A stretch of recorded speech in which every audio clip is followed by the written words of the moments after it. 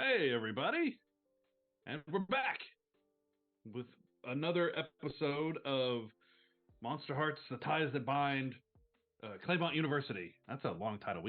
That's going to take up a lot of space in the title card. But anyway, we're going to jump right into it because we got a lot of space to cover tonight. So let's go over real quick, or very quickly, what happened last week with everybody. And you guys spent a lot of time actually in the same scenes. So, should go pretty quickly. Let's start with Jesse. What happened with Jesse last week? Last week, I had the saddest dream in the world, with Eleanor and Fia, and then, we killed Bronson, and that was about it for Jay. Yeah, yeah, that's right. Okay, let's go. Let's get to Madeline. What happened with Madeline last week? Um, we killed Bronson. We killed Bronson. So So Madeline was sort of the instigator of that, right? yeah, because Bailey came to my shop and we did a reading, and she admitted that Bronson did something to her. And I accused Jesse of maybe being a part of it and not knowing. Um, yeah, it was a group murder scene. There's a grip. That's right. Okay. Well, how about Lexi? Lexi got a job. That's right. With David, and also we killed Bronson. I think those were kind of the two big things. Did Lexi have a? I feel like I had a conversation with my parents also. I think it was brief, but they called to see, like, to talk about the yes, party, not being able to get there, and right. Yes, they were trying to see how it went from your perspective or something. Yeah. And oh, and my mom wanted to press charges against the girl that I fought with, and I was like, no, it's okay. Don't the worry lady about that it. you accosted in the parking lot. Yeah, and then I destroyed Bronson. I crushed his throat, I believe, and also maybe bit him. And by bit him, I mean ate a part of him. Right. Yeah, I think even though it was a group effort, I'm pretty sure Lexi did the heavy lifting on the whole murder part there. So, and she loved every moment of it. Okay. Fia. What was up with Fia? It's a good question. I mean, I know I was there for the murder. I used another move, and so now I only have one left before I have to cash in. That's true. I think David just keeps telling me to stay away from Jesse. Yeah. But that was and then everybody got together and beat a guy to death. Okay. So, is there anybody who wants to pick up immediately where we left off? Because if not, we could skip ahead a day or two. All right. We'll skip ahead a day or two. You guys, as far as you can tell, no one suspects any of you. There is word going around of a horrible murder, and the cops are trying to figure out who did it and why was this person at the horse farm, and what's the world coming to, and it's all over the news. But then the cops have been around the campus asking questions, but nobody seems to suspect any of you at all, even in the least. Jesse, you get up. Well, let's see. No, it's in the evening. We'll say it's after classes on a random Wednesday, and Zeppelin's over at the computer doing some homework, Jesse is doing whatever. I don't know what would Jesse be doing on a random Wednesday night? Probably on his phone, just fucking around. Fucking around, all right. Because he bothers with homework. Sure. Eventually, Zeppelin just sort of, you hear him stop typing. And when you glance up, he's looking at you and he goes, "So, Bailey's been around a lot lately. Is there anything, you guys, just suddenly good friends or something? Or he's obviously uncomfortable asking, but he's trying to make conversation. I mean, yeah, basically. Okay. Bother you? Oh no. It's just I don't normally see, the same girl come around very often. At least not this year. And anyway, knock. There's a knock at your door, and Zeppelin sort of raises his eyebrows and grins. And he walks over the door. He goes, "Who is it?" And you hear, "It's Bailey." And he opens the door and lets her right in. It just sort of looks at you with a grin. And he goes, "I was just getting ready to leave. All right, see you guys." And he takes off, shuts the door behind him. And Bailey comes up to you and basically just gets in bed right next to you and gets on her phone. And doesn't seem to say anything, just exists there next to you. And unless Jesse says something, it's sort of, 10, 15 minutes will go by in silence with both of you on your phone. I think he'll, wrap his arm around her and, pull her in a little bit, but I don't think he says anything.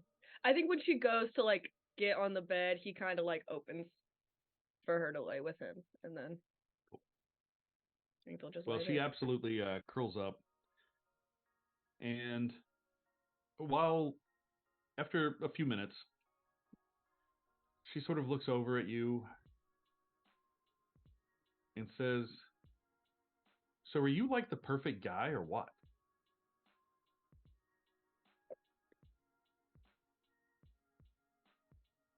You think I'm perfect? And he kind of giggles. Raises an eyebrow. She goes, "I don't know. I mean, I can just come in here and cuddle with you. I feel like you're not going to try anything. I feel like I'm pretty safe. And you've really been a big help through all this. I don't know. Doesn't hurt that you're, you." And she sort of looks you up and down as much as she can,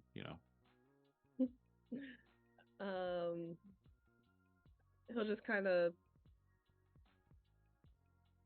I think he'll pull her in a little bit tighter when he's like, "Well, I'm never gonna hurt you, Bailey." She melts into you at that, just absolutely melts. And she puts her phone down and leans over, and she's gonna kiss you if you let her. Yeah. Okay. Well, she's gonna go as far as you'll let her go. She is. Oh. She's decided you're the perfect man. She's gonna take advantage of it, or Yeah, fuck it. Okay.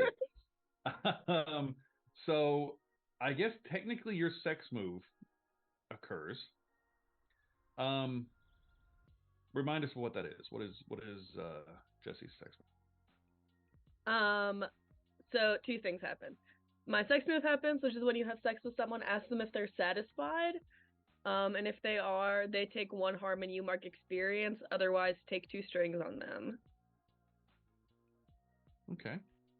And then I also have a move called Learned Experiences, which is when you have sex with someone, you gain their sex move, and you use it. You lose the move once you use it. Do I just have a bank that I can just choose to use them because I did have sex with Fia and gained her sex move? That's true. If you want to, sure.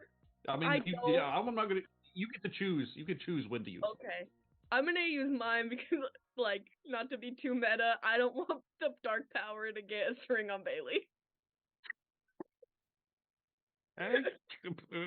Yeah, that could be confusing. Okay. I just told her I would never hurt her. So she does take one harm, and you do get an experience. And her harm though is you look up at her after you guys have sort of gotten settled back in to bed, and she's crying.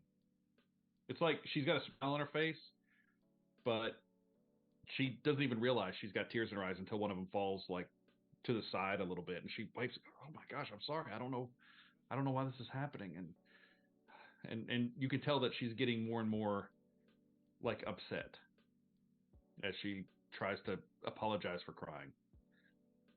I think that he'll like brush the tears away and like tuck her hair behind her ear, and he's like, it's all right. What's up?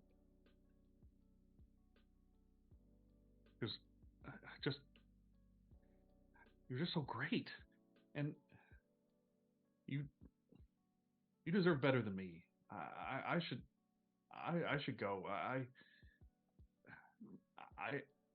I'm and she almost says, and you can tell Jessie has a certain instinct with this sort of situation. She almost says that I'm damaged goods. She has that look on her face. And she stops herself. She knows she shouldn't say that, especially to you just now. But she starts to say it and stops. And she can't stop herself. She starts crying.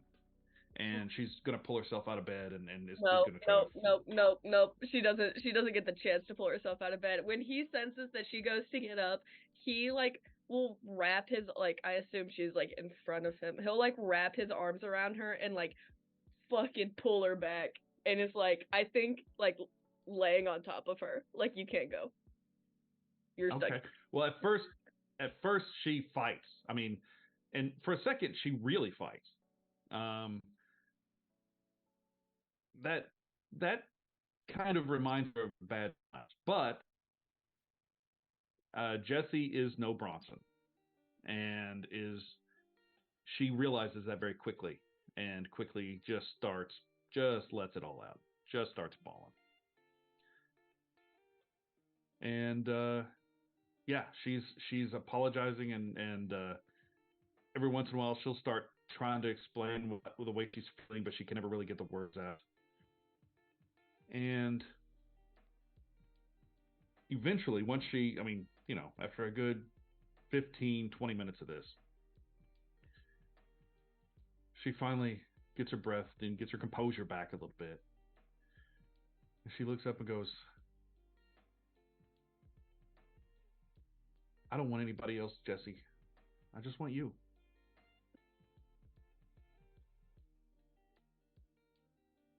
And she's putting herself out there, you can tell. Fuck.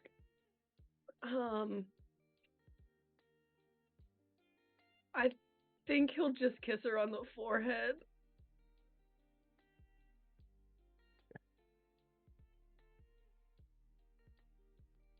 She goes, what about you? What do you think of me? Fuck.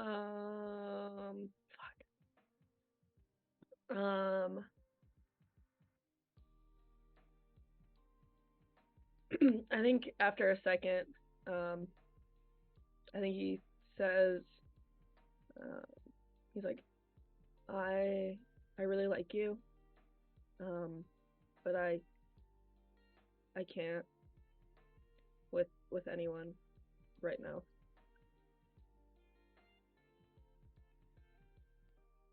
I'm sorry. I'm gonna have you roll. Okay. Roll is shut someone down. I know, we gotta find some dice, so I forget to. They're behind my computer. Okay, good. Yeah. I'll remember to grab them before we start. Probably never. I was about to say, I actually don't have any dice for me to roll right now. Luckily, I don't have to. Shut someone down is what called? Hold, yes, ma'am. That's a 9. Okay.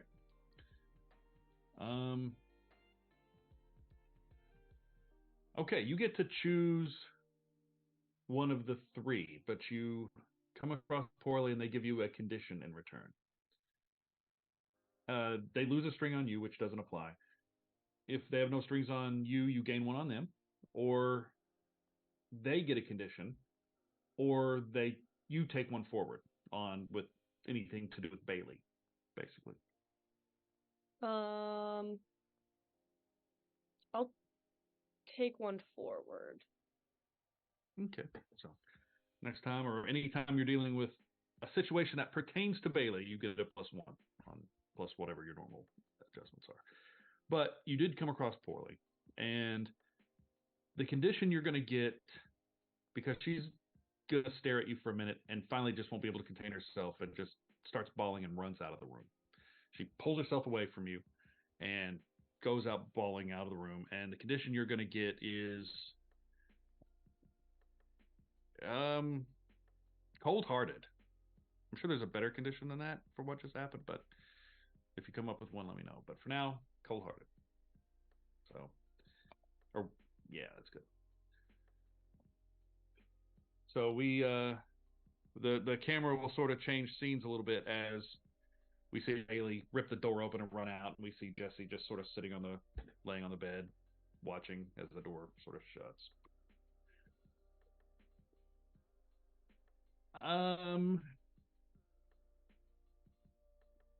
Lexi. Does Lexi has no morning classes, I'm sure. Lexi has all afternoon classes, right?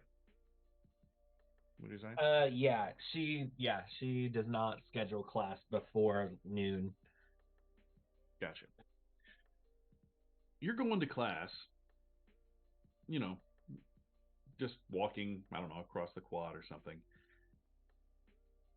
And you realize that it's like what is it? College day at the local high school.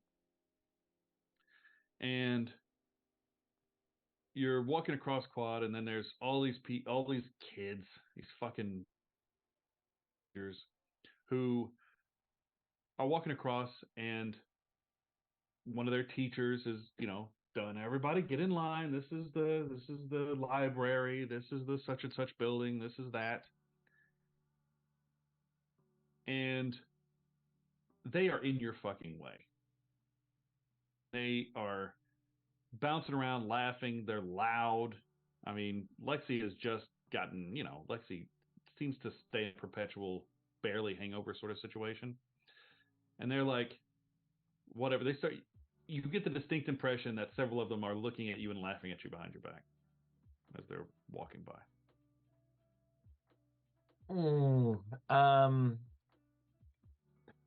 Can I get like around them, or are they like blocking my way to where? Right now, they're blocking your way. They're blocking the entrance to the building you need to get into. I think.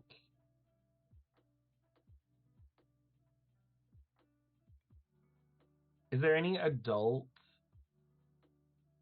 like visible? You heard a teacher, but there's wherever that teacher has gone, the teacher has gone somewhere temporarily. Okay.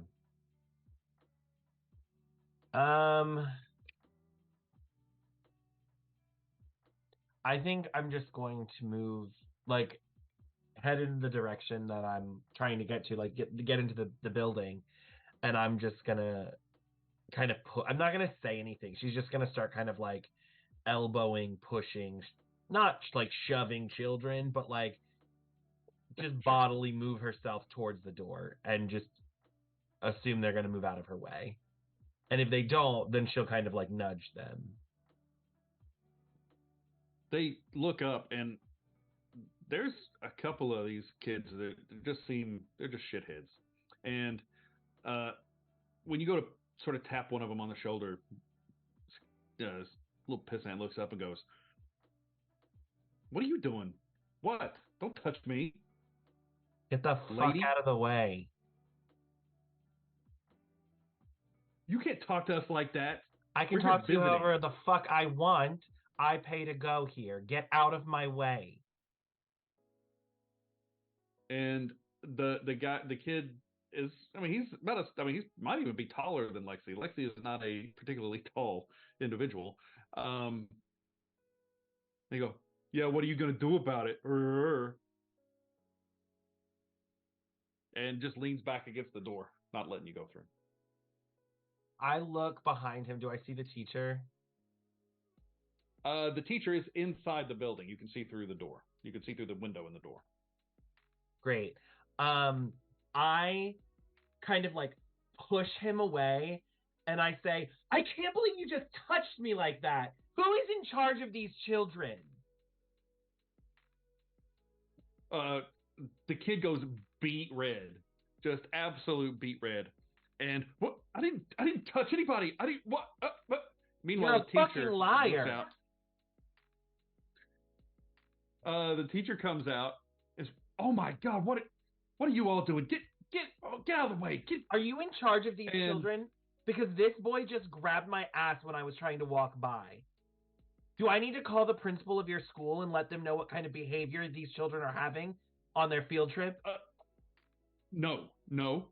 I will take care of it. I promise. And she's got basically this kid sort of by the back of the shirt right now. We will take care of this. He'll have to go back to the bus and he's going to stay there. I'm so sorry that happened. And I'll look Everybody around out of the way. and Move. I'll say really loudly, girls, let this be a lesson. This boy right here does not respect women. And I'll walk through the door.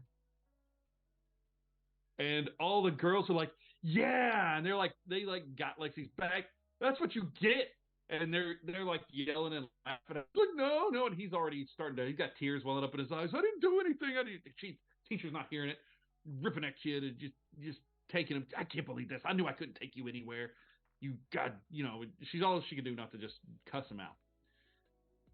So as Lexi sees this kid being drug off by the collar, as you turn to go back inside, finally unaccosted, you get a text from David. And it says, if you can, meet me tonight at my home. We need to discuss the campaign. Of course. What time? He goes, 10:30 p.m. That's awfully late to be doing work, ? That's, if you're not up for it, I'll find somebody else. No, I'll be there. See you then. Thumbs up. And how is Lexi feeling when she gets to class? Just out of curiosity. I think before she walks in the door, we see her kind of like rummaging through her purse, and she pulls out a couple pills and pops them, dry swallow, before she goes in the room. Yikes. All right. Okay. Well, the scene will end with her getting into class. And we'll go forward a little bit. And Madeline,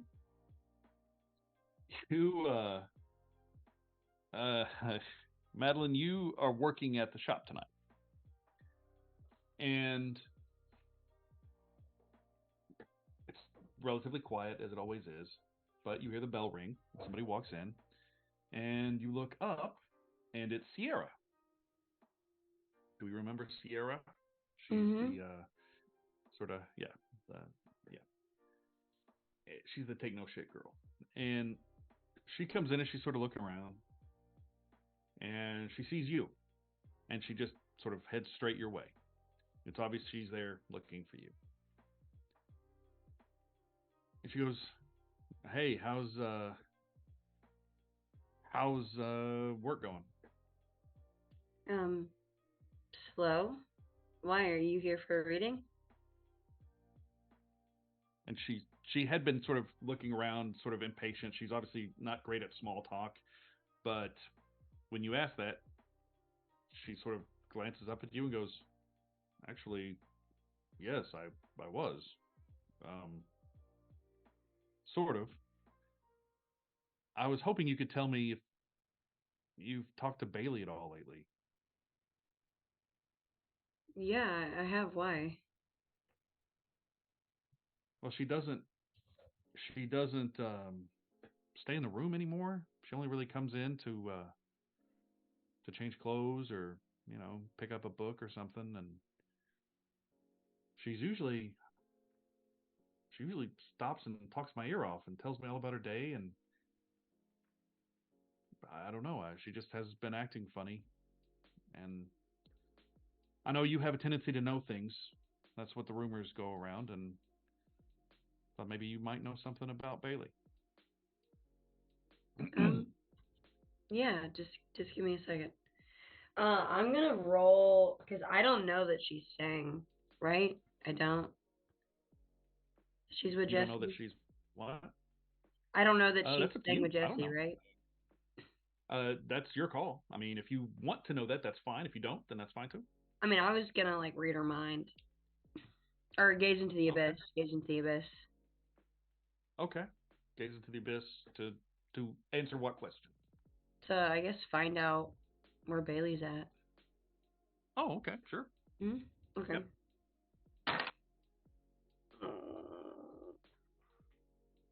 It's a 9. Okay. You get confusing and alarming visions, but you get your answer nonetheless. Mm-hmm. You get to you sort of look at Sierra's mind because that's who's available. Trying to link up the times Sierra has seen Bailey, or maybe pick up something Sierra might have missed. Sierra missed, haha. And you just see Bailey basically coming in, being very quiet, answering any question with like just one word answers, and changing clothes, sometimes putting stuff in a bag, looks like overnight clothes or something.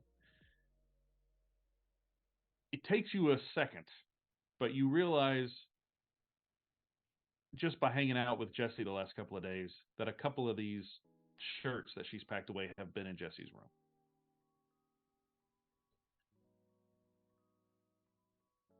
And Sierra doesn't realize you're reading her mind. Sierra's just sort of looking at you, look at her, and she goes, I don't know. I thought maybe you could read the tea leaves or something if that's for real.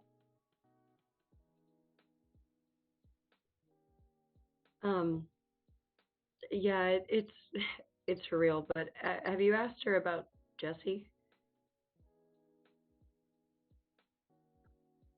Jesse, no.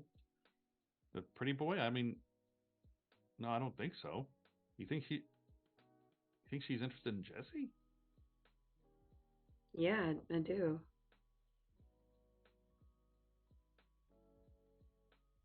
And you can see her sort of working herself up a little bit. She's getting a little pissed off.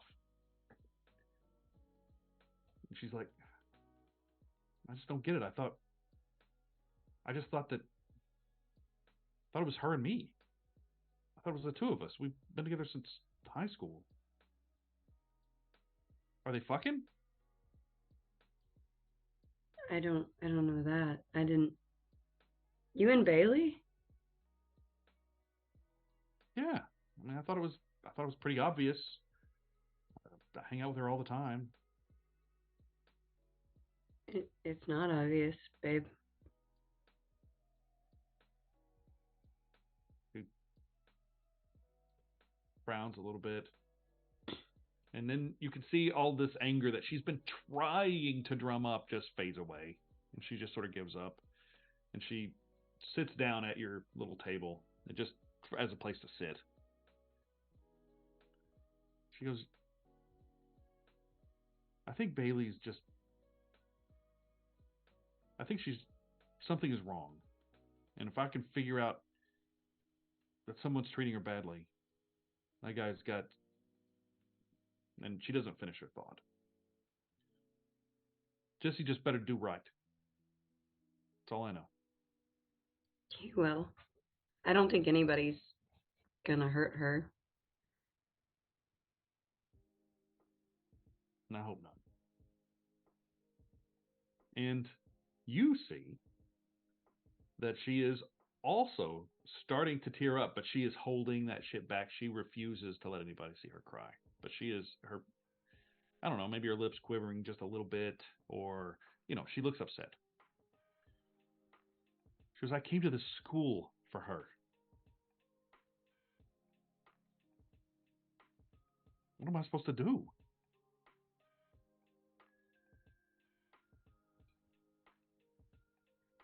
Find somebody new?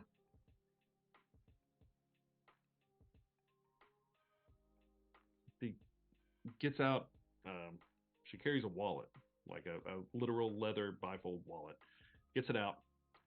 Says, look, how much for a reading? You can read my fortune. You can tell me what I'm supposed to do next. It's free. It's free. No, you don't have to. Oh, okay. And Madeline's gonna get up and start making tea. And while I'm making it, I will turn and look at Sierra and say, "What is it that you want to know?" I want to know if Bailey and I end up together. I want to know if she cares about me the same way I care about her. I want to know if I'm an idiot for feeling the way that I do.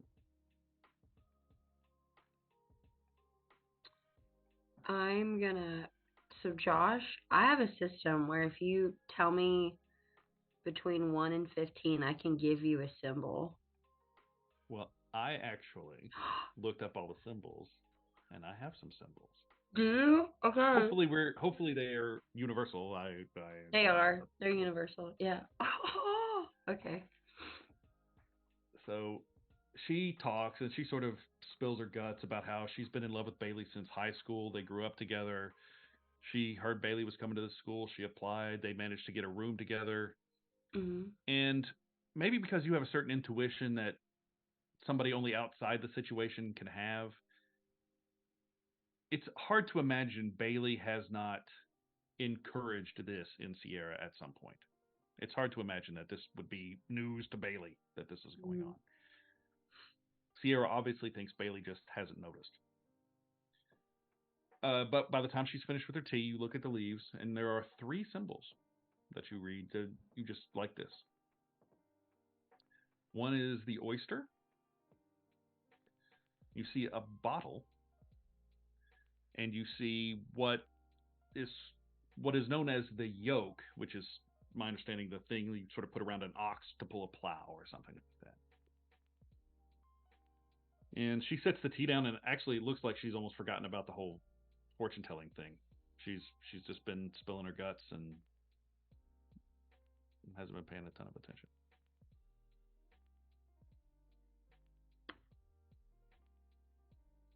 Do I acknowledge them, or do I need to acknowledge all of them? That's what you see. What you acknowledge is totally up to Madeline. It's up to you. Those are the 3 symbols you see. Which ones you describe is totally up to you. Or if you describe them all or none, or forget about it. Totally your call. Tell them to me again.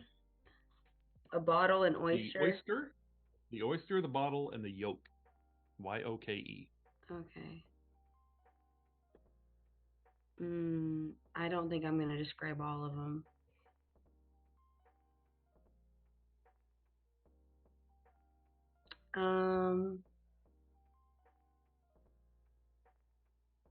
I think I'll just talk about the oyster. Because the other one's kind of weird.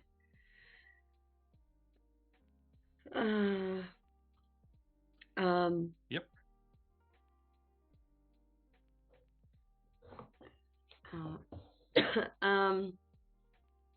I'm gonna look at I have to cough. I'm so sorry. I'm gonna look at the tea leaves, and I'm gonna say, Sierra, you don't have to constantly keep defending yourself.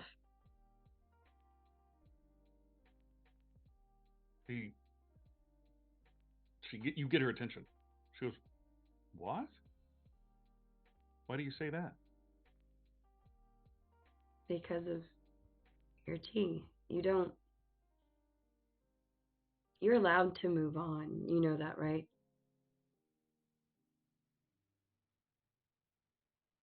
Her eyes get wide. She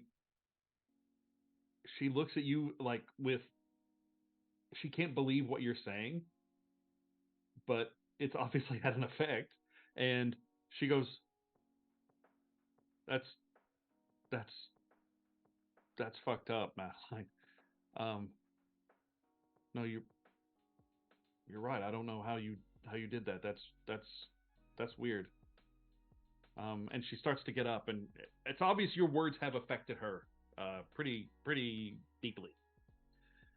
But now at this point, she's like, "Well, I really should go. I should go. That's wow.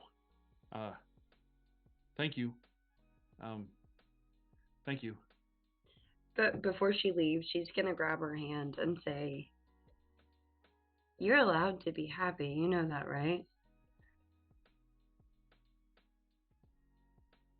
She cannot hold back a sob, and she and tears come unbidden and flow down her face. And she lets go of your hand just so she can wipe her eyes. "I gotta go. Thank you." And she turns and she's fleeing, physically fleeing from you. When she does, flees out the door, she bumps directly into Fia, who's walking in as she goes, "Sorry," and keeps running. And Fia walks in the door. What does the shop look like on the inside? Oh, think like full on crystals, like spell books. There's a lot of things hanging from the ceiling, and in like a back little shoot room, there's small tables and chairs for readings. There's the beaded curtain and. Okay, so she'll walk in. She's got like a bag. She's been like around, like she's been to like the art store, and so she's got like a bag of stuff, and she was in the neighborhood. I think she'll acknowledge Madeline, but I think she goes right to like the books and starts like looking like at the spines and trying to figure out something. She's looking for something. When you don't really acknowledge her, she's gonna walk over to you and say, "Can I help you find something?" I don't know. I know that this place isn't really about this. Do you know anything about demons?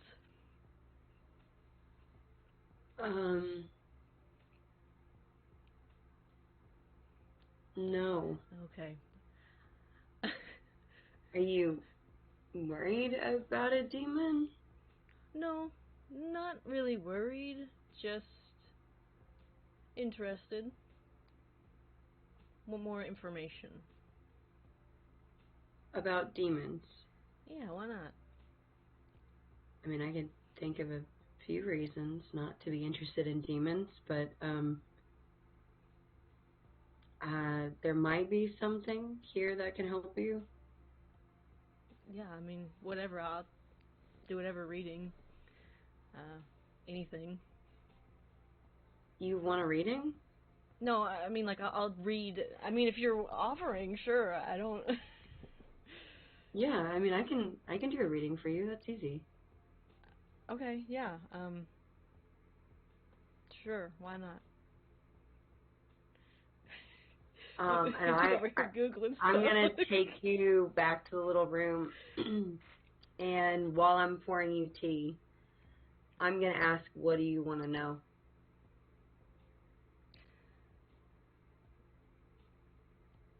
That's a good question. I don't know. I guess things have been weird lately. Different.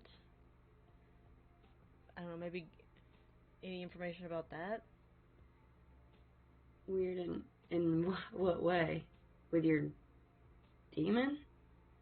Uh, No, I mean, and she kind of looks around to make sure no one's there. It's like, you saw what happened the other night. Yeah. That's not something I could do before.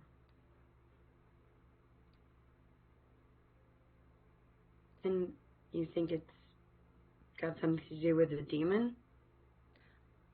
I know it does. But I just like to know what I've gotten myself into. I think by that time, I'm going to slide the teacup your way. And I think when I do, it's not even about the teacup. I think we touch hands. And when we maybe touch like fingertips in some way, I want to read her mind. Okay, you technically don't have to roll for this, Mm-mm. but I'm gonna let Thea decide how deep you can go. Since it's another PC, it's not just an open book necessarily, unless it needs to be. But yeah, Thea, you get to decide what Madeline sees. I guess what are you looking for? I want to know about the demon. So I think if that's like what it is, you'll see I think you'll see a flash of David, and then I think you'll also see a flash of Jesse.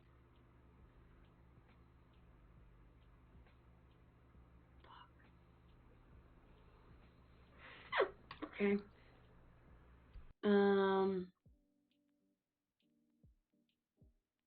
I think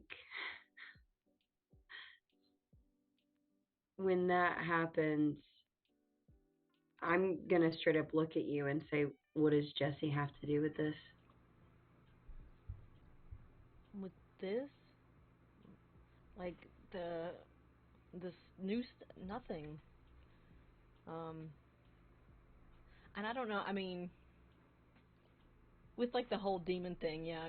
Jesse was in there, but she doesn't connect Jesse to this situation. Almost, it was almost like a subconscious sort of connection because of what David told her last session. Mm-hmm.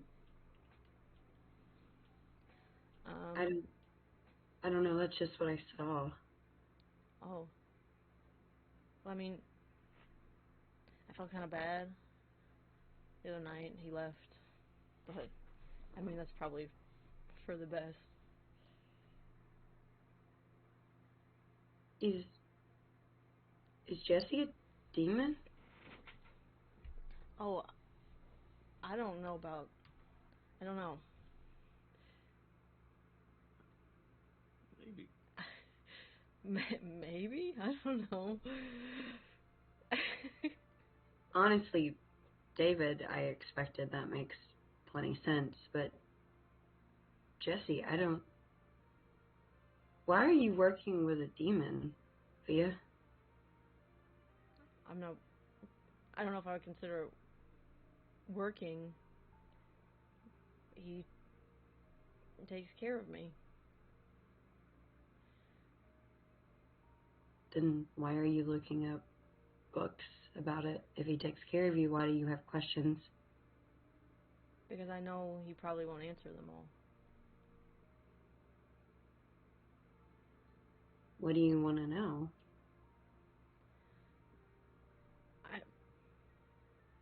I think the biggest thing in my head is, why me?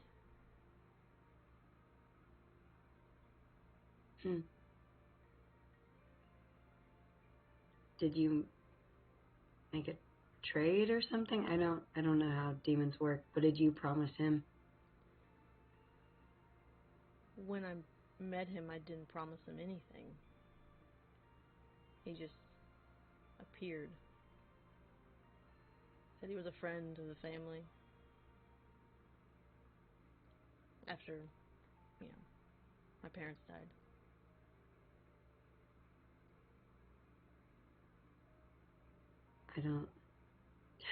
I don't know how to help you, Thea. It doesn't.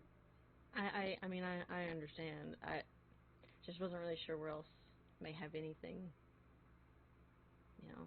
this obviously isn't the place, but I thought maybe there may be something scattered. I'll text Layla. She owns the place, and I'll see what she has. I don't know if she does, but it's fine. It really is. I mean, it's not a big deal. honestly, I'm kind of invested with the fact that Jesse might be a demon, so I want to find out too. I know that for sure, but I've never been wrong before. I just keep being told to stay away from him. I don't know why.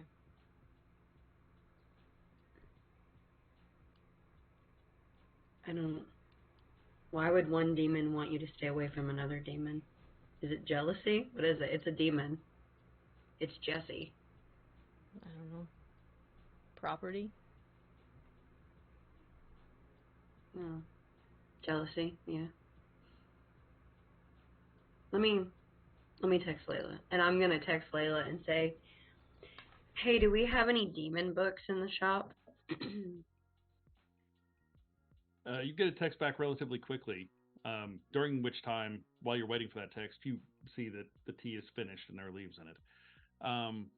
But she gets back, yeah, I think there's a list of demons. There's like a demon dictionary in the back. It's buried. It's dusty and old. I've had it for years. Yeah, it's might be behind the counter. Look behind the counter. If it's not behind the counter, it's in a pile of books over to the right side of the shop. I'm gonna look at Fia and say, drink your tea, I'll be back. And I'm gonna go look for the book. Well, it takes some time, maybe 6 minutes of looking around. But yeah, you pull out a book of, it's like demonology and myths of ancient religions or something. And it's like gilded edges on the pages, and the cover is leather bound, and it looks really old, but it's there. I'm gonna bring it out, and has Fia drank all of her tea? Hopefully. Okay. Josh, tell me what symbols are in the tea. Okay. Just put me on the spot. But here we go. Mm-hmm. You see a bag, a bottle, and an exclamation point. I know what the bottle is. Hold on, I'm gonna look it up. And if we need to have the same, Ooh, a bag. Okay. An exclamation point. Yep.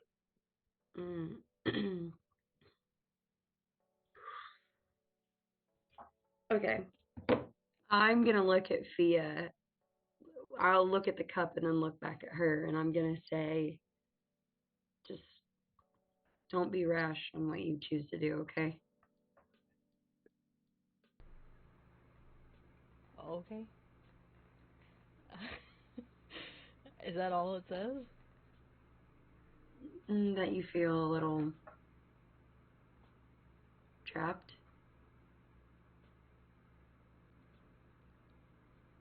Okay. Does David make you feel trapped?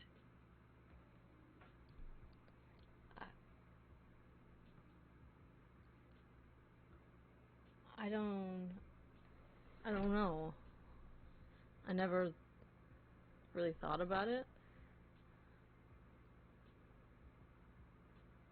I don't know if it would matter if it did or not. Because I think I am.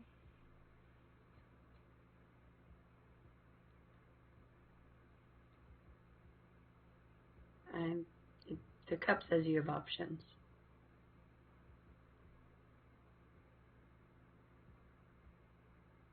That you're going to be okay. I'm sorry.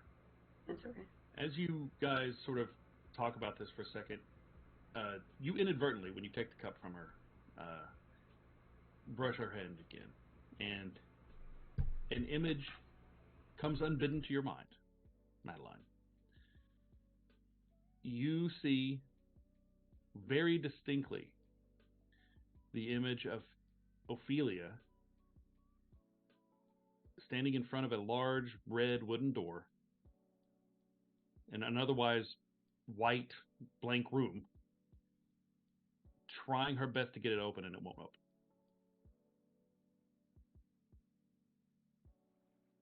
That's the only image you see. And as soon as you recognize what it is, it's gone.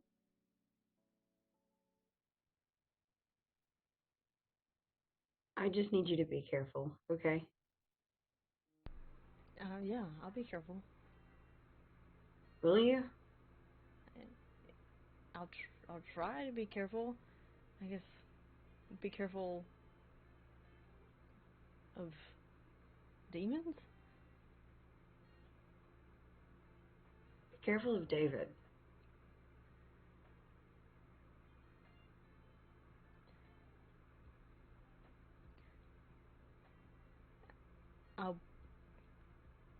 I'll be careful. But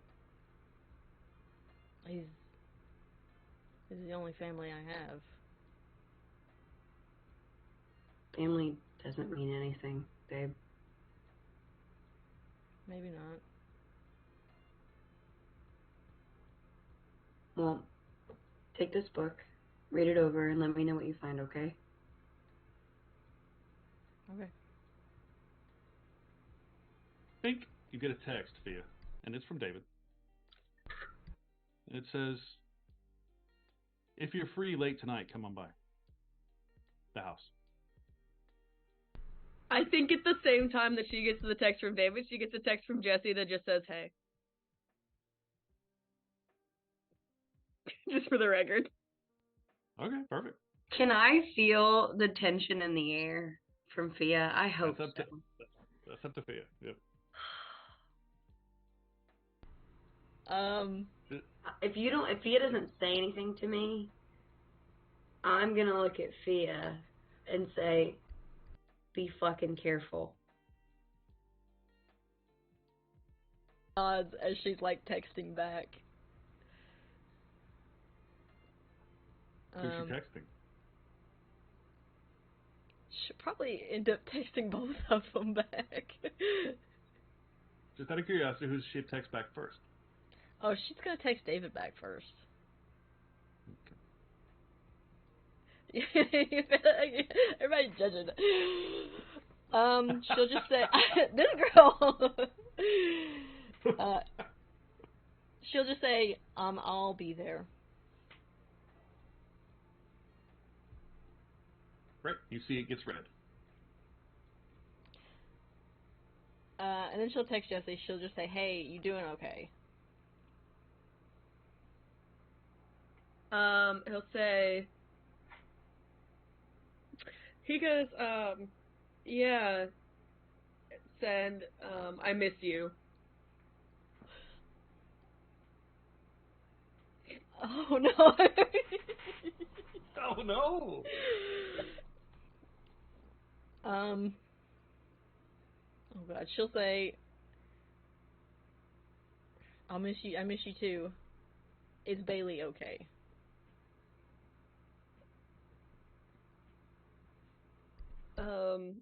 He'll just say, she will be.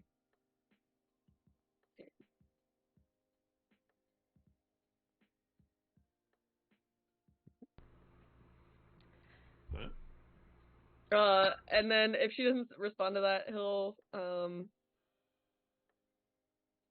just say, are you, he'll just say plans tonight, ? She'll be honest with him. Say, I've got to meet my whatever tonight. Gotta meet David tonight. He'll just say don't, period.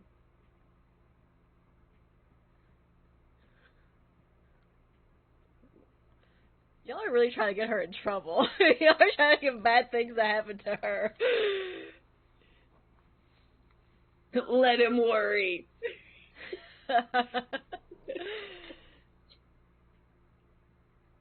She just says,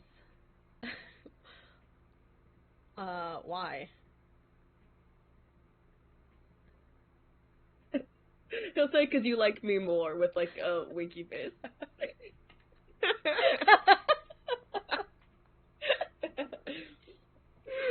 Oh God. Shit. And then he'll say, I don't trust him.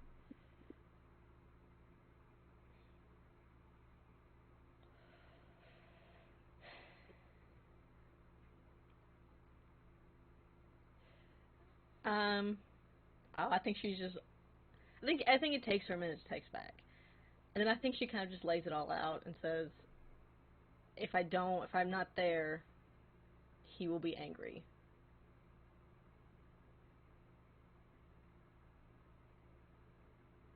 He'll just say, "Come see me afterwards?" Question mark. And then she says, of course. Cool. That's it. That's all I needed. Okay, no, perfect.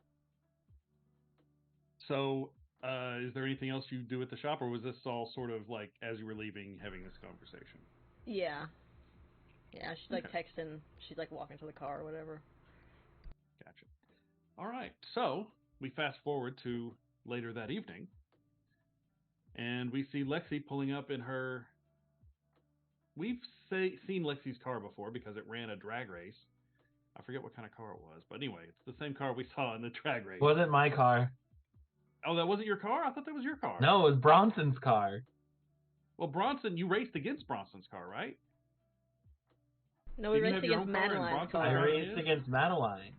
We lost to Madeline. Oh gosh, okay. Oh, Yeah. that's right. Okay, sorry. That's right. Regardless, we see Lexi pull up in some sort of car and sort of skids to a halt, driving like a maniac in front of what we've recognized now as David's mansion. And is Lexi on time? Is she early? Is she late? How would you suggest? What is Lexi's perspective here? Oh, I think she is like perfectly on time. Not early, not late. Like very deliberately within a minute or two of 10:30. As Lexi walks up to the front door, she is let in by a very well put together man, like a butler, for lack of a better term, and escorted to, uh, who tells her and escorts her to the den. And when the door is opened, you are announced, and David says, "Come on in." You walk in, and it's almost a pastiche of the mahogany lined walls of a global explorer's den. You know what I'm saying? There's like there's an old globe in a wooden stand. There's all the walls are lined in wood paneling, very tastefully done.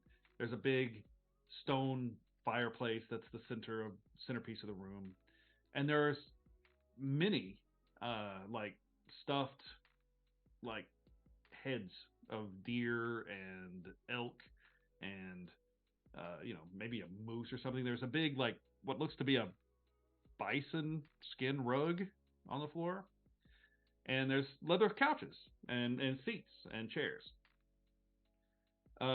He's standing over next to what looks to be a drink stand, a cabinet, and he's pouring himself a cognac. And he looks up at you and goes, "You want a drink?" I'm underage. "Call the police. You want a drink?" Yeah. These trophies are really impressive. Are they yours? Yeah, yeah. I was quite the hunter a few decades ago. That's really But cool. thanks. You've sort of quickly gotten to one of his sort of points of pride. He takes a drink and he starts talking about a lot of these different animals, where they were hunted, where they were caught.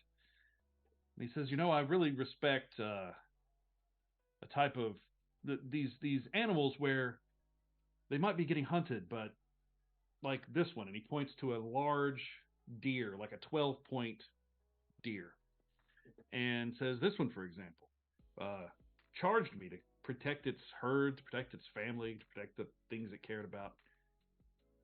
Those sort of things would fight anything, no matter how hopeless, just to protect the people they love.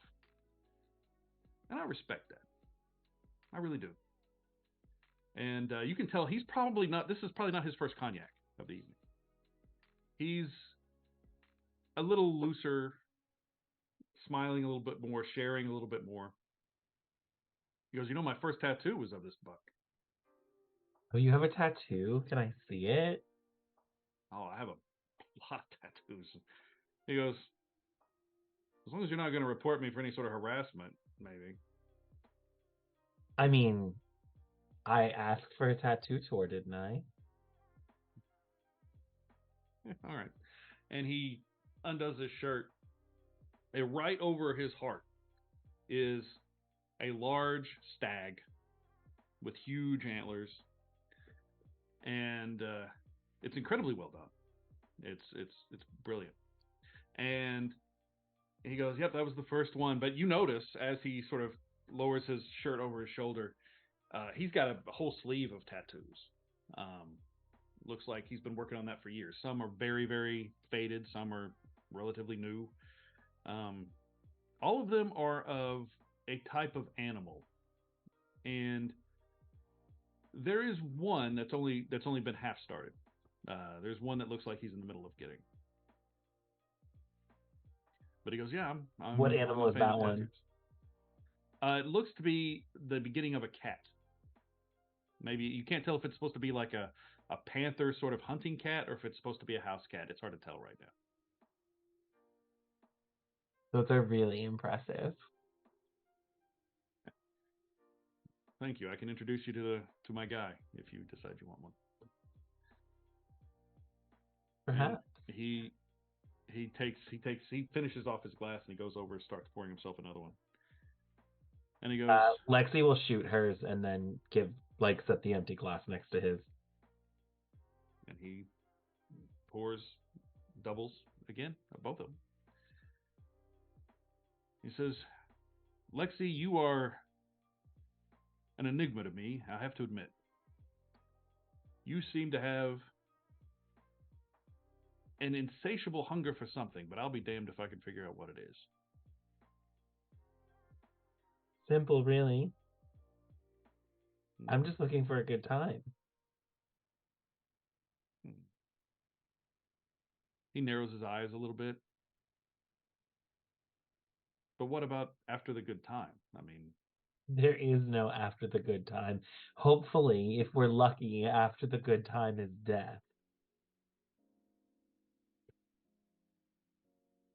that's one way to live. Oh, I kind of envy that just a little bit. Anyway, I actually did want to talk a little bit. That's always been my motto. One more time. Live fast, die young. That's always been my motto. And he narrows his eyes at you a little bit again, and now he's still obviously swaying a little bit on his feet, but his eyes are sharp. And he goes, "Why do you have to die young? Why do you have to die at all?" Because it all has to end at some point. Who wants to be old and decrepit? I'd rather die while I'm still pretty. He takes a sip. "I've helped people stay pretty for a long time. I can do that for you." Plastic surgery? No, thank you. Not plastic surgery, just the right exercises, the right meditation, the right making the right friends. Are you trying to get me to join a cult? Just the cult of David. Well, if that were the cult, I might be persuaded. You'll have to think about what it takes to persuade you. Maybe I'll do it. I guess you'll have to find out. That's fun. You're fun. So they tell me. Anyway, I did want to talk a little bit about our campaign, and he talks a little bit about how do we get the youth people, how do we get the youth vote out, how do we what bullshit. It's all bullshit. He knows you're bullshitting him when you tell him like and because well, I mean maybe you do know. I shouldn't presume. And he's left his shirt. I mean, the whole time his shirt's still open. I mean, and this dude's in good shape. I mean, he's obviously takes care of himself. And yeah, you guys have a couple of more drinks. And Fia, you come in. You let yourself in. You have a key. And you hear David laughing. Oh, that's amazing. That's wonderful. And I'm going to assume that you sort of creep in to look and see. The den is not far off the front door. And you look in and you see David, his shirt at this point completely open, just sort of hanging on him like a vest. Tattoos obvious on his chest.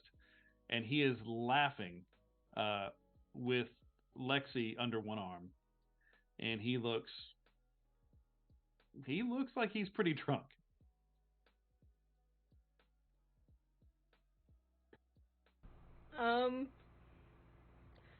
I'm gonna wait and watch if I still can. And see what happens. We'll see. I guess that eventually it's going to be up to Lexi, but I think about that time, Lexi kind of turns to David and says, the cognac is good, but would you want to switch to something a little more fun?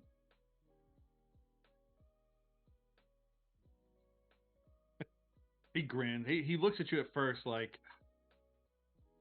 I can't believe you just said that. But it turns into amusement. What did you have in mind? She'll pull out a bag of Coke out of her bra. Okay. He goes, oh shit, yeah, let's go. And he pulls out he walks over to where his suit coat has been draped over a chair, and he goes into the inside pocket and he pulls out a little metal tube about the size of a cigarette.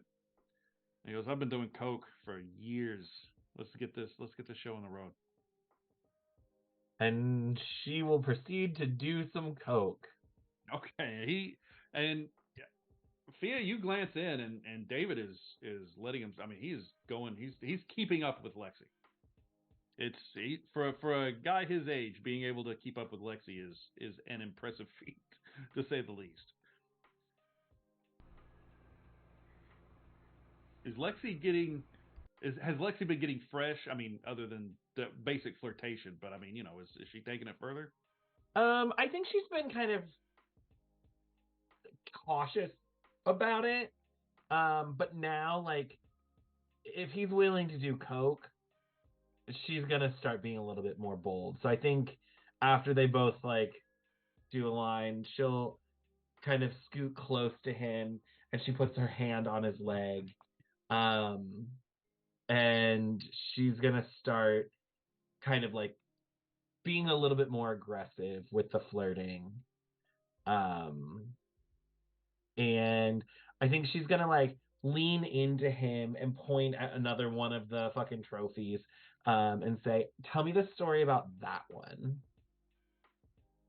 That one I caught in the steppes of Mongolia, and that was a hell of a thing. I really, honest to God, thought I was going to be robbed and beaten and killed, but no, we eventually made it, and he starts talking about some wildebeest or some shit. You're so impressive. You must be a really good shot. I've taken a shot or two. And he downs the rest of his drink, and he's obviously, the coke's starting to get to him. He's a little wired. And he goes, "Man, what the fuck time is it?" He looks up and does he go to like look at a watch or grab a phone or something? Yeah, he goes to walk out and grab his phone. I think as he goes to get up, Lexi's gonna stop him. Like, she's not gonna let him get up, or she's gonna try to stop him. Okay, no, he stops. If you grab his arm, he stops. Yeah, she's gonna kind of lean in, and she's gonna say, "Are there any more jobs I can do for you tonight?" And I want to roll to turn him on. All right, roll. Matter of fact, I'll give you a +1 since you've been playing him pretty good. So. Yeah. Also, that does probably triggers when you attempt to turn someone on. Add a +1 if giving into temptation is obviously a terrible plan. So, yeah. Fair. +1. I can see that. That's gonna be a 10. Okay. On a 10, you get a string on them, so you get a string on David. And I get to choose a reaction. I give myself to you, I promise something I think you want, or I get embarrassed and act awkward. David is not one to get embarrassed and act awkward.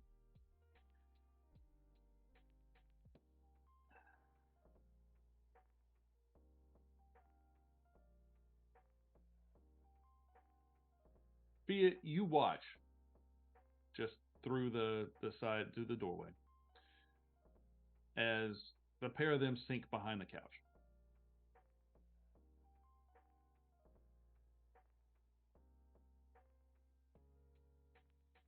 So I cannot see them anymore. Right. You saw her sort of pull him down. She's just leaving. She's just leaving. When you turn to leave, you basically bump directly into Julian. Yes. Well, hello, darling. It's awful. And then I'm gonna start pushing him, just trying to push him away. Hey, all right, fine. Don't be pushy. Oh my God. I'm gonna push him out the front door. You have no idea. I'm pushing him out the front door. We're going out the front door. Because I was gonna text him anyway. You heard somebody messing around. You heard somebody outside, but David obviously didn't. Anyway, you're outside. What? Was there a reason I was needed here tonight? Yes, David said he had something to tell you, something very important. Have you talked to him? Okay, well, he's fucking one of my classmates right now. So I don't want to interrupt. Oh. I was just wondering if it was fairly certain. Go ahead. Oh. I'm fairly certain he would want to be interrupted.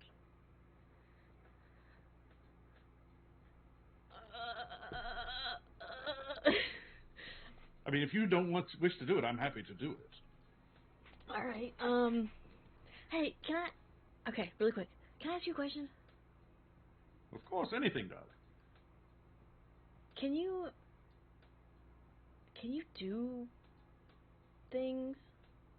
Do you have powers? What? If you mean my amazing good looks and charming personality, of course. That's not what I meant. I think you know that. And darling, we all serve in our own ways. I have certain abilities, of course. I'm shockingly organized. What did you say? You were very quiet. What did you say that last? What was that last thing? I am shockingly organized. Okay, well that's. What are you discussing? What sort of powers do you have, darling? Other than being incredibly fashionable. Love those shoes. Outstanding. Thank you. I don't know. I just thought maybe I can do whatever I want. Pretty much. I mean, not whatever, without consequence, but if I think if I want to do something, I can do it. Ah. And his face falls a little bit. Because I didn't realize, darling. Of course. What? And he's back to his old self. No, no. I saw that. What? I should not be having this conversation with you, darling. I didn't realize you had signed on the dotted line. That's between you and David. I have nothing to do with it. I know that. Have you signed? Oh, no. No, I'm simply paid very well for what I do. And you see him, he falters, and he sort of glances behind him. You believe he's busy right now, yes? Yeah.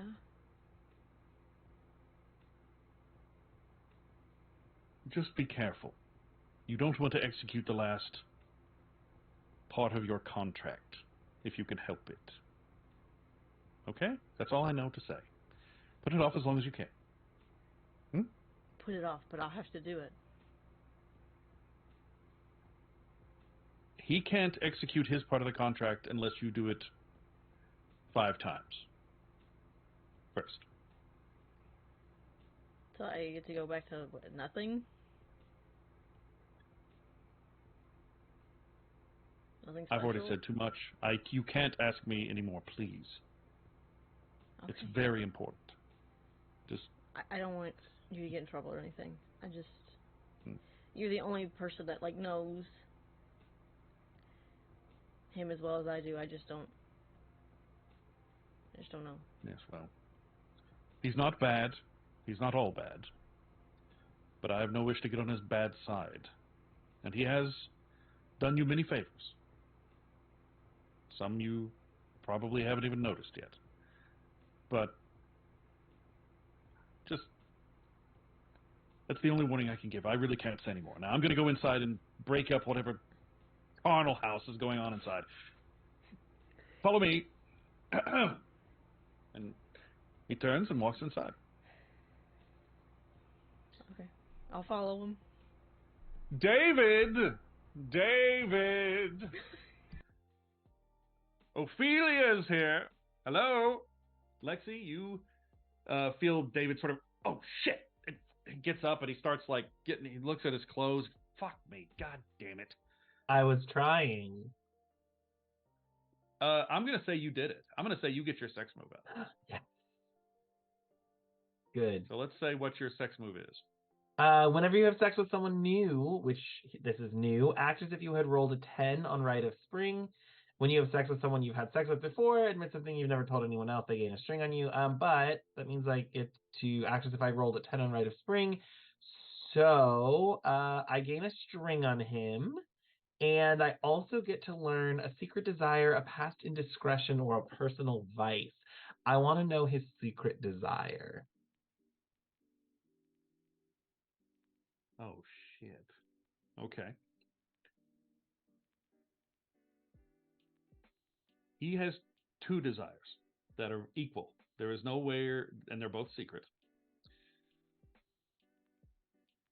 You see that he wants to go home. You just sense that. That's one of his major desires. A second desire is less... It's more open to interpretation. But you see a beautiful young woman looking at, for what it's worth, it's as if you're looking through David's eyes. But you see a beautiful young one in what looks to be the height of 90s fashion, standing in front of the Eiffel Tower and laughing hysterically at something David has just said.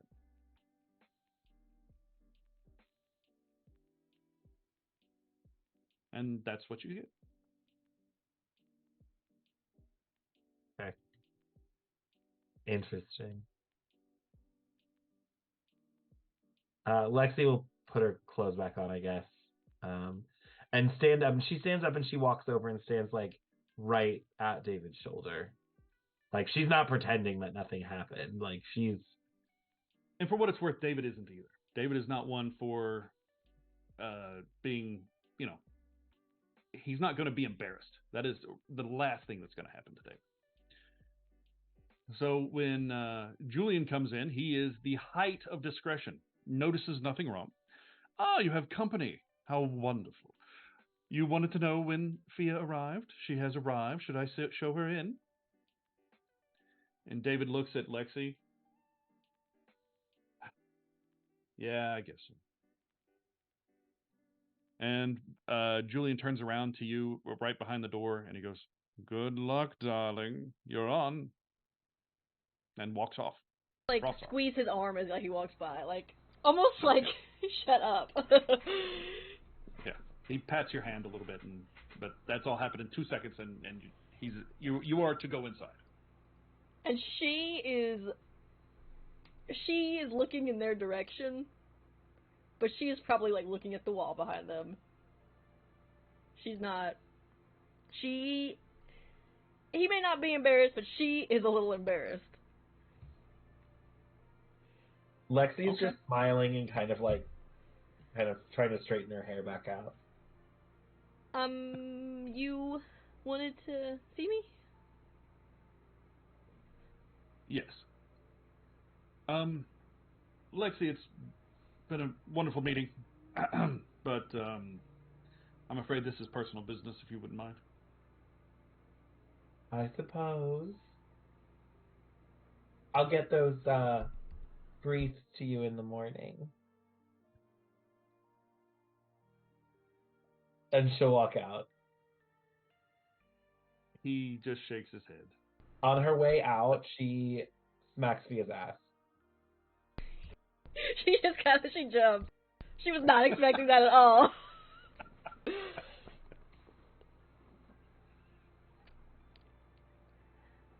He gestures you in. He looks drunk. He's still on coke. So I mean, he's still like, hey, let's do this. Let's get this job done. But even that, like, she's like, if this is a bad time, I mean, I can come back. No. I didn't ask you here. You didn't come all this way for nothing. I am interested in you finishing your part of the bargain. Okay.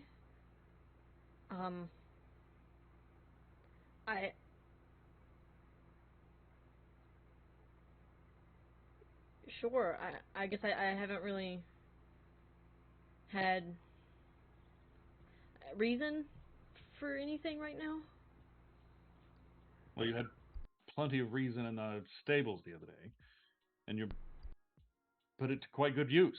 Congratulations. Find a reason. I encourage it highly. You understand? Yes, sir. I will figure something Good out. girl. Of course you will. Of course you will. At this point, he's buttoned up his shirt. I mean, you see this. You haven't. You tell me. Actually, that's a good question. Has she ever seen David in this state of disheveled before? Probably not. Would she be familiar that he has tattoos? Yeah, I think you mentioned that before. Like, he rolled That's his true. sleeves up, Yeah, and so I mentioned the arm tattoos. she knows that. Yeah, so that's not a surprise. Okay, but he buttons up his shirt and he says, "Look, I only want what's best for you.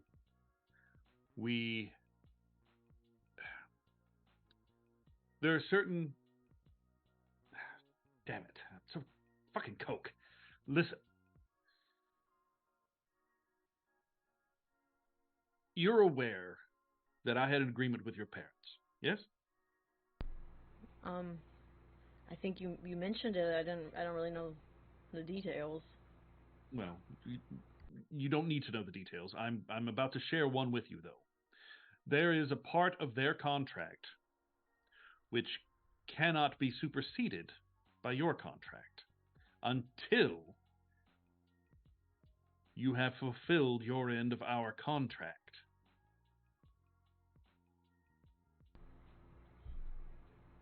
I'm a little confused. Can you not tell me what that is? No, I can't. You almost got him to say it. But he stopped himself. No, I can't. Fia, look. And he comes over. He's much more casual. He's not as in control. And he sort of gestures you in. And he's standing by the fireplace. He's shockingly close to this fireplace. The fireplace is very, very, it's stoked very high right now. And he gestures you, somewhat nearby. And he comes over and he goes, look, I don't know that I've ever had someone with the same potential you have. You are very important to what I have to get done. I want to help you in any way I can. I want you, if at all possible, to be happy while you do it. But that's not required. Do you understand? Yes, sir. Good girl. I tell you this because, for some reason, I want you to trust me. Most people I could care less. Most people don't trust me just because I'm wealthy and I'm powerful. You don't care about that. And that is important to me. I have things that you need to know, but until I am confident that you're mature enough to handle them, I can't share them.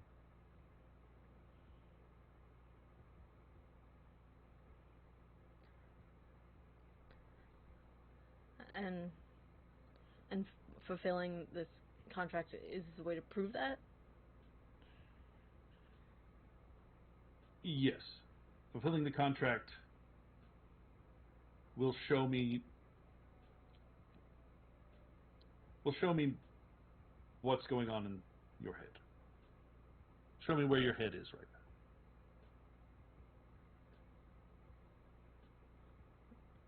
now. Okay.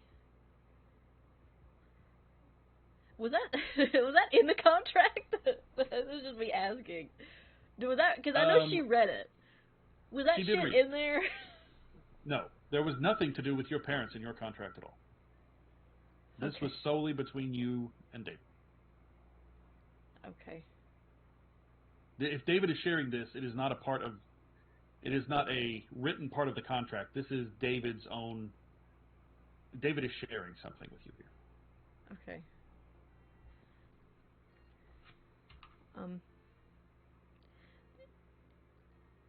I don't know if you want to see into my head, but and she's like, she's playing it off and trying to joke, and he smiles, and the smile reaches his eyes. It's one of the few times his smiles do reach his eyes. And he takes your hand and he squeezes it. You can choose to believe this or not, but I love you very much, Fia.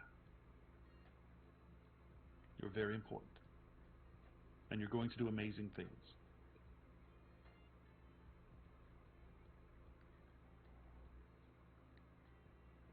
And that is like I don't know, like lightning like in her chest. Like I don't think he's ever told her that he loves her, has he? No, I would say he's never said that. He's telling her that she's important, that she's powerful, that she can do these things, and that's not something that she ever would have thought. And so she's kind of silent for a little bit and very wide-eyed and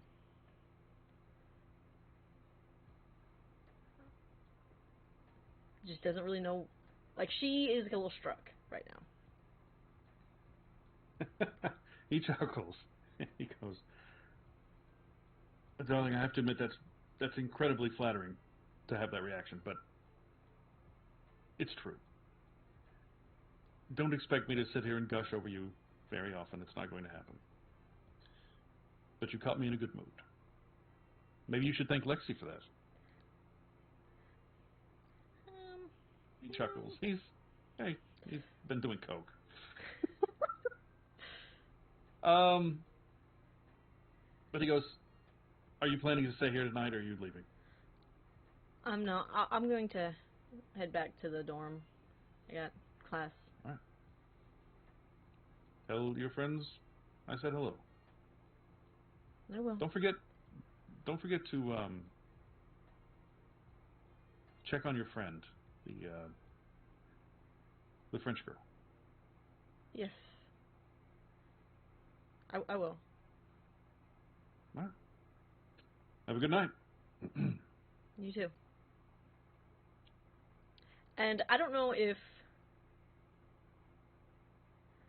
she walks out. I don't know if Julian is there at all. He can She be. doesn't if you, if talk. You, if She you wanted doesn't. to... She doesn't say anything, but she looks at him with like the widest, almost like scared eyes, and she'll walk out. She won't say a word. The look to him. you get back as you look at him almost scared is sort of the look. The only thing I can really compare it to, what I'm picturing in my head, is, say, a parent whose kid has broken their arm and is scared to death of going into surgery, but they know they can't do anything to stop it, and it has to be done. Like, I'm sorry, I feel bad for you, but there's nothing I can do. That sort of look. And yeah, you get in the car and you leave. Yeah, and as she's leaving, just going to like throw this in there. But I think after that talk and knowing where she's at in her favors, her strings, because of like the way her darkest self is, like, you know, very like needy and like what was it, like unfulfilled. She's not feeling whole, so she feels like almost this gaping hole in her chest because it is getting close to that feeling, and so she is feeling that, and it's getting hard to breathe. But she's okay. She powers through it, and she tries to go home. Okay. Yep. You make it home. You get back, and yeah. What do you do when you get home? I'm gonna go to Jesse's room. And I think she's banging on the door, and it is frantic. Yeah, he'll open the door.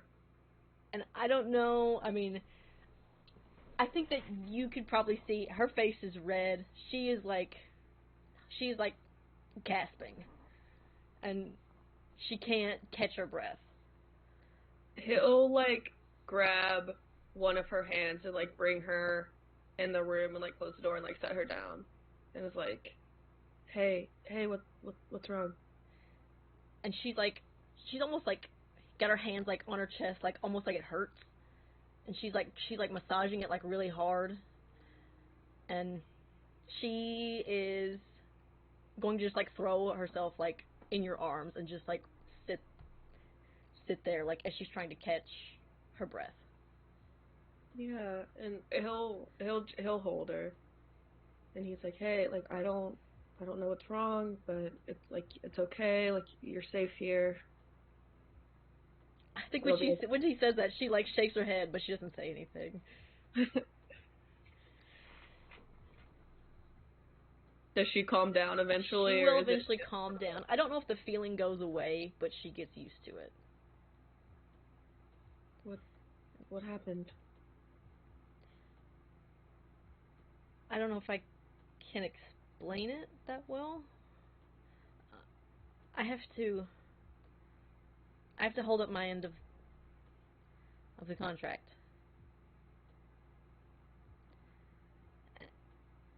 And Julian said I shouldn't. But it's almost like it's inevitable. I mean, he can't make you do anything if you don't use all of them, right? I think that's what I heard. No, but what if I want to?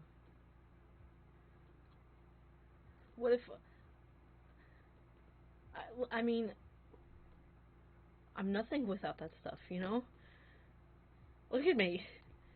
And she kind of motions to, like, just her body, as it's not, you know, as broken as it is. I think he's just sitting there shaking his head, like in disbelief. What do you mean? I mean, without all those powers, what am I? An orphan? Crippled? You're you. That's nothing. It's everything.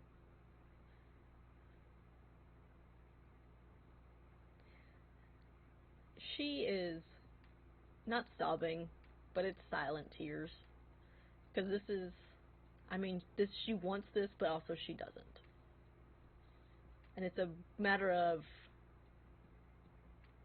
what she knows is right and what this, I don't know, this twisted part of her wants. And she won't say anything to that, but there are tears.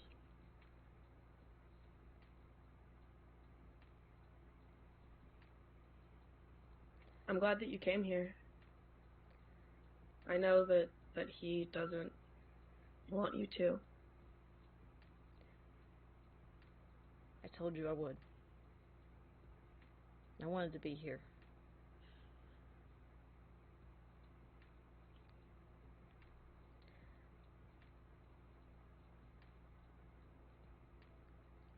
I'm scared.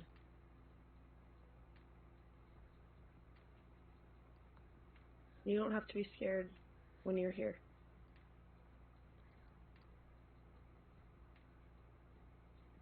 I think I'm scared of myself.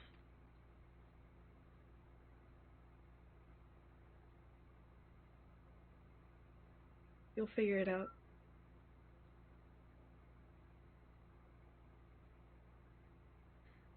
I'm glad you have a lot of faith in me. And I think she'll go to kiss him. Yeah. And I think that he's just holding you. And I think that if you don't do anything, he won't.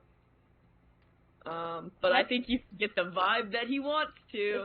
If she gets the vibe, because that's exactly where she was at. She's like, if he doesn't want to do anything, I'm not going to do anything. But if he wants to, if he catches that vibe, then yeah, he'll. Or maybe she pulls away and gives him like a look, like a very. Oh, then yeah, he'll go back. And then yeah. Okay. So here we go. You guys have a beautiful night. Well, actually, that's part of your sex move. You have to decide if you had a great night. Right? Let's resolve. Yeah, you have to decide if you're satisfied or not. Oh, I think that she is just going off of like what her sex move is. Mhm. Because it eases that pain, at the very least. But I think she's satisfied. All right, let's do Jesse's first. So Jesse, we've already talked a little bit about it, but what is your sex move to? You ask them when you have sex with someone. Ask them if they're satisfied. If they are, they take 1 harm and you mark experience. Otherwise, take 2 strings from them. Okay. So you get yet another experience, and you have a harm. You get to decide how that is manifested. I don't know. Okay. Well, we can figure that out later. But what is your sex move? When you have sex, the dark power loses a string on you and gains a string on whoever you had sex with. Oh fuck! Does David have 2 fucking strings on Jesse now? That's troubling. So because of that, she feels a little bit more whole in a way. Yep. So you go down to 3 strings. David has 3 strings on Fia, and This is two strings for Jesse, but this is a different string. This is not a string like a normal everyday string. You get this due to specific supernatural things. And as you sort of fall asleep, as the pair of you do, Jesse, your dreams are haunted by you are running and you are fleeing something. You're running through like the plains of Africa or something. And there is a lion chasing you down. And right as the lion is about to rip your throat out, the gunshot rings out and the lion gets shot.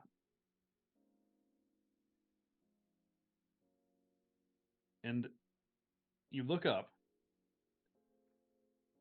and pulling the lion with one hand off of you, like some sort of Superman, is David. And he looks down at you and goes, "You owe me another one." And then goes black. Meanwhile, Lexi, we see your phone. Well, no, it's late. Lexi stays up incredibly late, I'm sure. You get a text from Matthew, who is the sort of gonzo journalist of the floor. And it is an attachment. The first text says, "Does the Brown campaign have any comment on this?" And there is a picture, it looks like a frame off a video, of someone you recognize as Julian outside of a nightclub. The ambulances all around, and cops are all around. And Julian is just in the background, sort of in amongst all the people. And that's... Go ahead. I'll just respond, I don't speak for the Brown campaign. Why do you ask me? I heard you were doing a job for David Brown. I assumed it was for the campaign. I'm doing social media marketing to gain the college vote. I don't know anything about this kind of thing. Oh. Well, then I'll send a request in to David. I mean, Thanks. That's probably the person you should talk to. You get a thumbs up, and that picture goes out to all four of you. Can anyone explain why Julian was at the nightclub shooting? And we see you all sort of looking at this at different times. Oh, I immediately text Julian. Oh, well, you'll start texting. We see Yes! you texting Julian as the credits start rolling. And we're gonna shut it down a little early tonight, but that is, I think that's a good place to end. Hey, Julian free my man. killed He your didn't do lover. nothing. Did Julian kill Eleanor? Bum, bum, bum. Find out next was that time. part of like the pact though? I don't even think David's ruining Jesse's life. I don't even think Jesse knows who Julian is. Well, you would have at least seen Julian at the party at the stables. Julian was there, and Julian tends to stand out in a crowd. But how he's related to anybody or anything, yeah, there's no reason Jesse would know that. Oh no. Oh no. Hey, I got to sleep with both dads. Mission accomplished. Oh, goddamn. Jesse doesn't have a dad, or otherwise I would have gone for the trifecta. Okay, well there you go, folks. We're gonna call it there. This was a lot of fun. We went through a lot of stuff there. So everybody, we love you. I love you guys. We'll see you later.